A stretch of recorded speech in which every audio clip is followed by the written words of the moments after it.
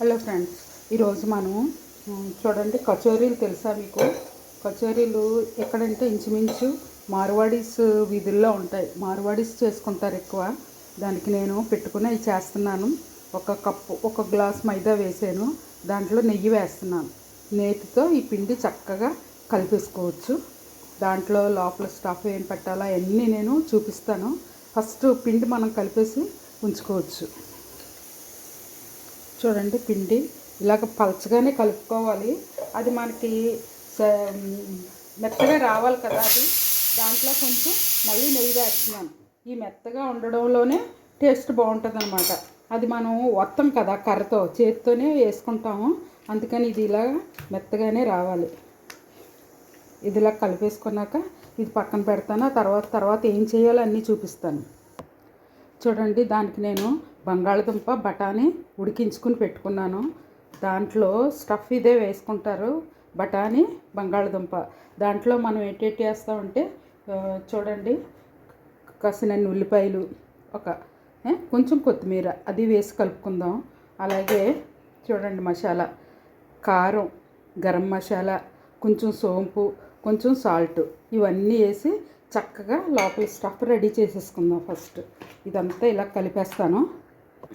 చూడండి, దానిలో నేను కొంచెం మీగడ పెరిగి ఉంచుతాను, అది 2 స్పూన్లు వేస్తున్నాను. ఈ స్టఫ్ కొంచెం స్మూత్గా వస్తుంది. అలా వేయడం వల్ల టేస్ట్ కూడా ఉంటుంది అనమాట. నేను ఎప్పుడు పాలల్లోది అలా తీసి ఉంచుతాను. అది మజ్జిగ చేస్తాను, అప్పుడు వెన్న వస్తుంది. దాన్ని మనం నెయ్యి చేసుకుంటాను అనమాట. నేను సొంతంగా ఎప్పుడు నెయ్యి చేసేసుకుంటాను అలా. ఇది ఇందులో పెడితే మనకి స్టఫ్ టేస్ట్గా ఉంటుంది. ఇవన్నీ వేసాను కదా, అంతేనండి. ఇది ఇలా కలిపేసుకుని మనం ఏం చేయాలో అన్నీ చూసుకుందాం. ఇదిగో చూడండి, ఇదంతా బాగా కలిపేసుకున్నాను. కొంచెం సాల్ట్ కూడా తక్కువ వేసేసాను. ఇది ఇలా మనం పక్కన పెట్టుకుని అవి కచోరాలు ఎలా చేయాలో నేను చూపిస్తాను. ఇది ఇలా ప్రక్కన ఉంచుదాము, కచోరాలు చేయడం చూసుకుందాం. ఇదిగో చూడండి, ఇవి మనం బాల్స్లా చేసుకున్నాం కదా, దాన్ని చక్కగా ఇలాగా కొంచెం తప్పడగా చేసేసుకుని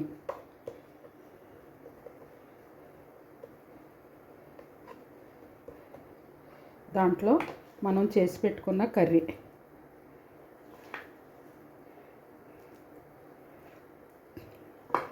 వేసుకుని చక్కగా దీన్ని ఇలాగా ఫోల్డ్ చేసేసుకుందాం.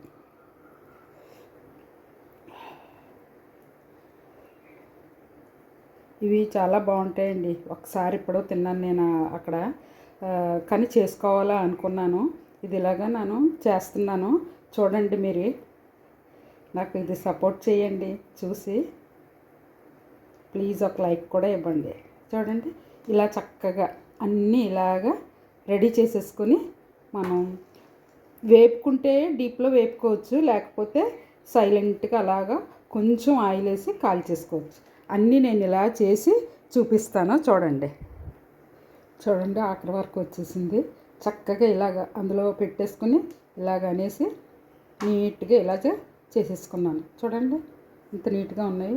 ఇలా మనం ఇవన్నీ కాల్చేసుకోవచ్చు చక్కగా. నేను డీప్ ఫ్రై చేయట్లేదండి, ఎందుకంటే కొంచెం ఆయిల్ వేసి చక్కగా కాల్చేసుకుంటే సరిపోతుంది. అలా సరిపోతే మరి అన్నీ డీప్ ఫ్రైలు ఎందుకని అలా చేయట్లేదు. ఇలా మీకు ఇది చూపించలేదు కదా పూర్తిగా, అందుకు మళ్ళీ చూపిస్తున్నాను. ఇదంతా ఇలా దగ్గరికి తీసుకుని అంతే అండి, ఇలా చక్కగా మనం స్టవ్ మీద కాల్చేసుకోవచ్చు. అంతే. చూడండి, ఇప్పుడు మనం ఇదిగో చూడండి, ఒకటి ఇలాగ మనం దీని మీద కాల్చేసుకుందాం. ఇలా ఎక్కువ డీప్లో వేసి కన్నా ఇలా నెమ్మదిగా సిమ్లో కాలితే చక్కగా వచ్చేస్తుంది అన్నమాట.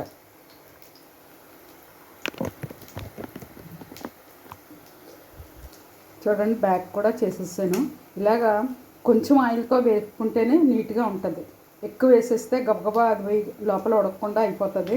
మనం ఇంక అది పోపు వేయలేదు కదా లోన స్టఫ్కి. ఇది ఇలాగా చక్కగా ఉడికింది అనుకోండి, చాలా బాగుంటుంది. రాత్రికి డిన్నర్కి తినేయచ్చు ఇలా చేసుకొని. చూడండి, ఈ బ్యాక్ చేసేసాను ఎంత బాగా వచ్చాయో. ఇలా కాలిపోతే చాలా చక్కగా ఉంటుంది. ఈ ఇంకా తీసేసుకోవచ్చండి. నేను డిష్ అవుట్ చేసి చూపిస్తాను.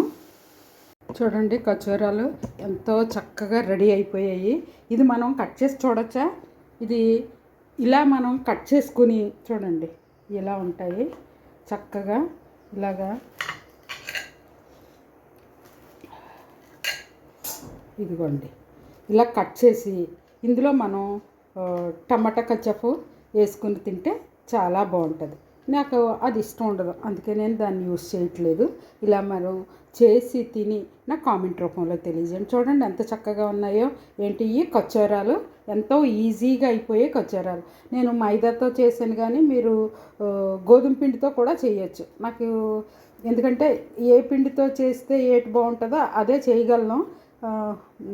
గోధుమ పిండి యూస్ చేయలేదు, మీరు అది యూస్ చేయండి. నేను ఫుల్ వీడియో అంతా అప్లోడ్ చేస్తాను, చూడండి. ఓకేనండి, బాయ్. మరొక డిష్తో మళ్ళీ కలుసుకుందాం.